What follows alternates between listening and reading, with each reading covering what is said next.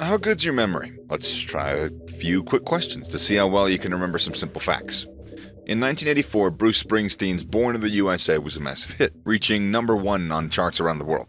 The album cover had an iconic photo of Springsteen from behind, wearing jeans and a white t-shirt. Something red was also stuffed into his back pocket. What was it? Do you remember? If you answered a red bandana, you'd be incorrect. It was, in fact, a red baseball cap. Don't worry, a lot of people also recall it being a bandana. We'll try another one. Picture the board game Monopoly. The game has a character commonly referred to as Monopoly Man. Now think. What's he wearing? A top hat and a monocle, right? And yet, no. This is another misconception. Top hat, yes. The monocle, no. And you were sure, right? You were sure. Don't worry too much, really, because false memories regarding facts, trivia, or events as they actually happened are, well, it's quite a common phenomenon. It's known as the Mandela Effect. There are literally over 100 examples of things that people simply confuse with what actually happened or what was actually represented. These false memories are often related to pop culture and history and are shared by people around the world who have never met. These people aren't aware that their memories are false, which perpetuates the cycle. The term Mandela Effect was first used by Fiona Broome, who is an American writer specializing in paranormal research. Broome was sure that she remembered the South African civil rights leader Nelson Mandela dying in prison in the 1980s. She posted this online and found out that there were plenty of others who shared that exact same memory. This is despite Mandela being freed in 1990 and becoming South Africa's first president in 1994. So why does this happen? Why do some people have completely different perceptions and recollections of events, data, or images from actual realities? Theories explaining this bizarre pattern range from possible parallel universes to the brain's cognitive systems. Yep, that's right, parallel universes. Broome herself is an advocate of the multiverse explanation.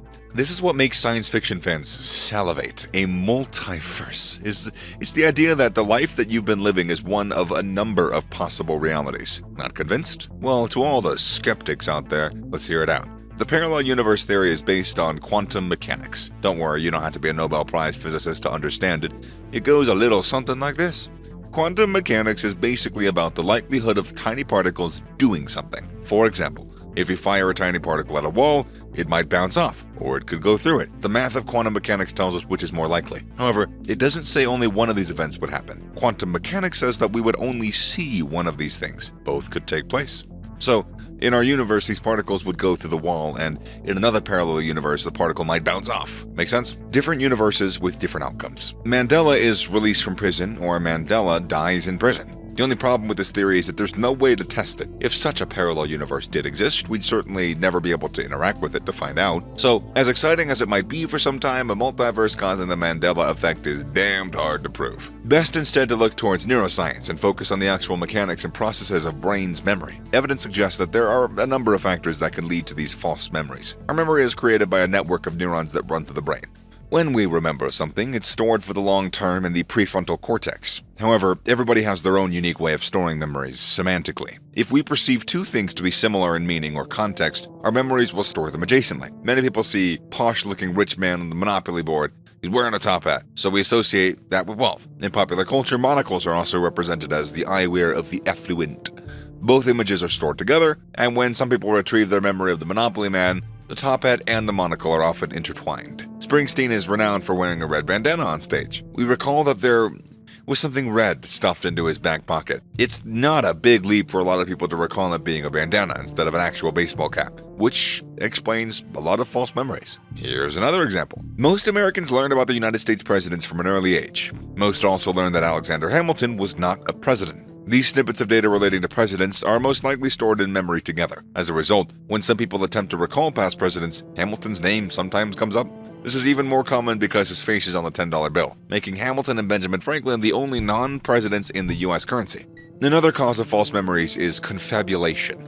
This is when somebody unintentionally comes up with a false memory of inaccurate facts and experiences. These interpretations are then relayed to others, creating uncertainty and further false memories. Scientists studying this condition have identified poor functioning in this brain's hippocampus and prefrontal cortex, where memories are stored. While perfectly healthy people have been known to demonstrate confabulation, it's more prevalent amongst those with ongoing brain illnesses. Excessive alcohol consumption, stroke, Alzheimer's, and aging can all contribute to this condition. Suggestibility is yet another factor behind the Mandela effect, surprisingly given the current influence of the internet and social media. If presented convincingly, misinformation on a certain topic can actually override someone's initial correct memory. This is classically demonstrated demonstrated by the widespread misquoting of the Disney classic Snow White. Despite the evil queen actually muttering, "Magic mirror on the wall," the famous line is actually generally remembered as "Mirror, mirror on the wall." This is simply down to somebody with enough influence to start misquoting the line, effectively replacing the correct version in many people's memories. The bottom line is that no one's memory is perfect, as much as we'd all like to hope it is. Some facts, events, and images are often confused, and the older we get, the more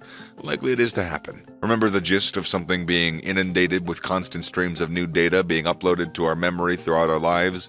That can indeed produce false memories. While the Mandela Effect is certainly an extreme example of what many people misremembering significant events, all of us at some stage have created a false memory. Many of us wish more of our memories could be replaced by a false memory. That embarrassing speech we gave at a friend's wedding, or making a crucial fumble at the game that cost the team. As for a parallel universe being responsible, it is an exciting thought, let me tell you, but we just haven't been able to prove it yet.